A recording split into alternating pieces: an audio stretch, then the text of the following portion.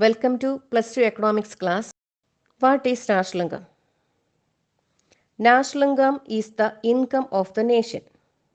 Just as a person's income reflects his economic status, national income reflects the economic status of the nation. The income of a country is determined not only by the resources available to the economy, but also by the income and wealth generated through the production process. The goods and services produced in an economy is the base for national income statistics of a country. In this chapter, we will discuss about the basic concepts of national income accounting and the methods of national income accounting. Basic concepts in national income accounting. First one, national income. National income is the sum total of the money value of all final goods and services produced in the country during a year. Final goods. An item that is meant for final use and does not pass through any more stages of production or transformation is called a final good. For example, clothes, house, shoes, chappals, school bags, cycles, food items, TV, motorcycles, etc. Intermediate goods. Intermediate goods are those goods used by the production units to produce final good.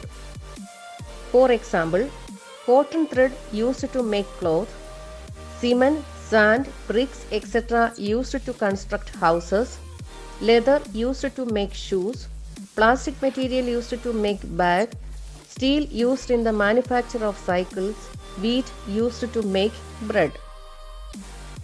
Of the final goods, we can distinguish between capital goods and consumption goods. Consumption goods. Goods that are used directly for consumption and does not undergo any other production process again is called consumption goods. It includes services also.